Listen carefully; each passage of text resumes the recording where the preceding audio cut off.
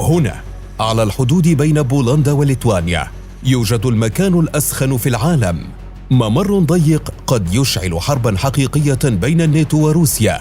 الناتو في ورطة، وبوتين اكتشف نقطة ضعف أوروبا، ممر قد يعلن منه انطلاق الحرب العالمية الثالثة، وقد يكون المكان الذي سيكسر جيش بوتين.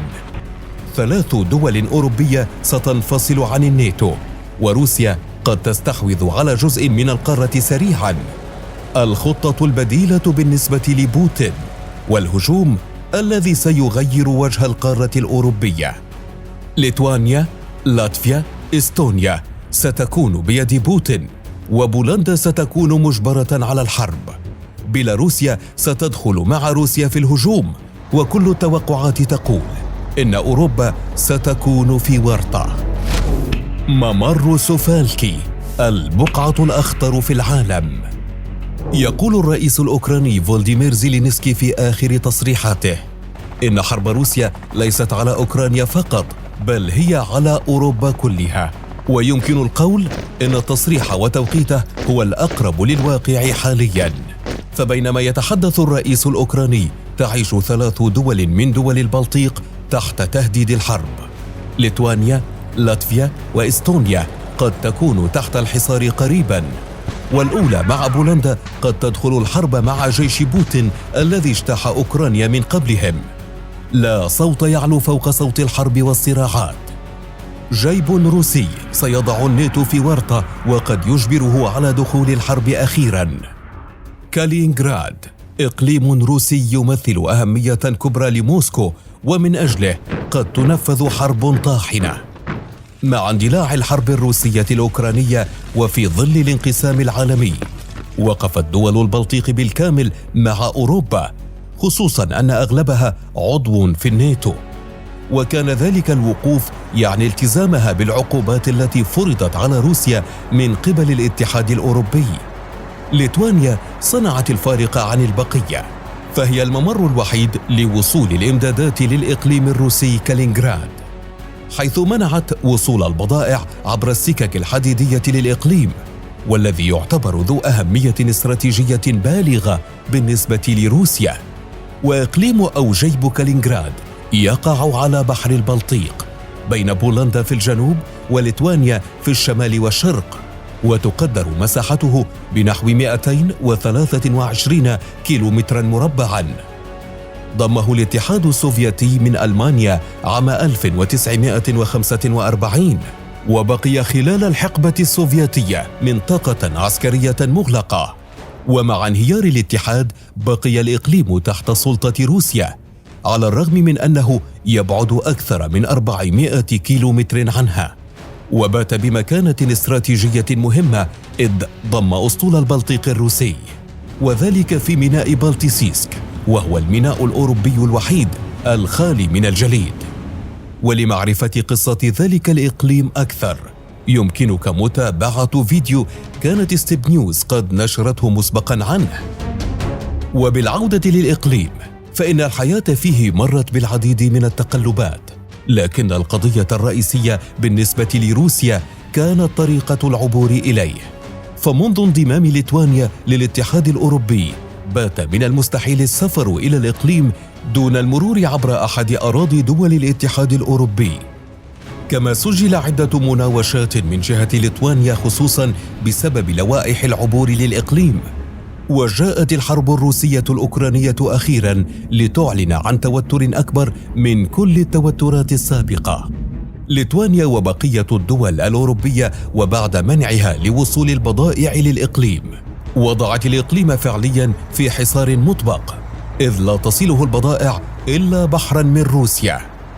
موسكو من جهتها وضعت قواتها على مقربة من الممر الواصل إلى الإقليم، وذلك من جانب بيلاروسيا الحليف القريب لموسكو. ممر سوفالكي هو الممر الوحيد الذي يصل بيلاروسيا بالإقليم الروسي، ويمتد على طول 60 ميلاً، وذلك بطول الحدود البولندية الليتوانية، ويعتبره الغرب اليوم النقطة الأضعف بالنسبة له، وفي ذات الوقت النقطة التي يمكن لبوتين أن يغير الموازين من خلالها. ممر سوفالكي فعليا يفصل ليتوانيا عن بولندا، لكن خلف ليتوانيا يوجد دولتان تتبعان للناتو وهما أستونيا ولاتفيا، ما يعني أن السيطرة عليه تعني عزل تلك الدول بالكامل عن بقية دول الناتو. وفي ذات الوقت وصول الإمدادات للإقليم العسكري التابع لروسيا، ما يعني حالة حرب حقيقية ستجبر الناتو على الوقوف بوجه روسيا بشكل مباشر. فكيف يحدث ذلك؟ على الجانب البولندي من الممر الطويل، يطالب اليوم المواطنون حكومتهم ببناء ملاجئ محصنة بشكل جيد ضد القنابل، وذلك خوفا من هجوم روسي وشيك. فوفق ما تحدثت BBC نقلا عن سكان محليين، فإن القلق تزايد بشكل كبير بعد اجتياح روسيا لأوكرانيا، ما قد يعجل من عملية عسكرية مشابهة على الممر الاستراتيجي، خصوصا في ظل التعاون المستمر بين روسيا وبيلاروسيا، حتى وصلت لطلب الأخيرة بنشر أسلحة نووية على أراضيها. يضاف لذلك أن موسكو كانت في العام 2015 قد نشرت صواريخ بعيدة المدى في إقليم كالينغراد، والتي تؤكد التقارير الغربية أن مداها يصل لكل دول البلطيق، وأنها قادرة على تغيير المعادلة في حال تم الهجوم على الممر. هذا وقد أكد قائد القوات الألمانية في ليتوانيا أنه في حال أقدمت روسيا على السيطرة على الممر فإنها ستفعل ذلك خلال فترة قصيرة لا يتوقعها الناتو. كما أكدت رئيسة الوزراء الإستونية كايا كالاس أن روسيا قادرة على اجتياح دول البلطيق قبل أن يصبح الناتو في وضع يسمح له باستعادتها. فيما يبقى السؤال: هل ستكون روسيا قادرة على فتح جبهة جديدة؟ صحيفة التايمز البريطانية ترى أن إمكانية فتح روسيا لجبهة جديدة مرحلة بعيدة للغاية، خصوصا أنها لم تعلن بعد انتصارها في شرقي وجنوبي أوكرانيا.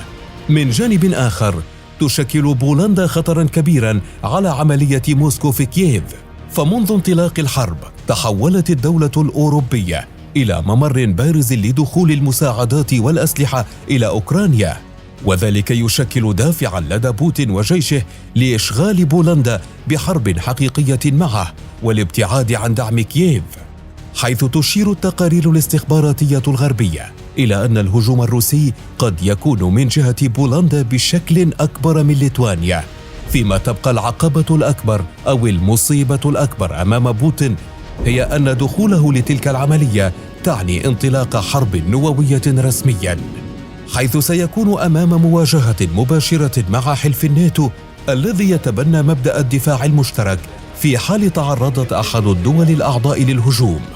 وفي حال نفذ ذلك الهجوم ستكون دولتان من الناتو بمرمى نيران بوتين، ليعلن بذلك انطلاق الحرب الكبرى في القارة الأوروبية.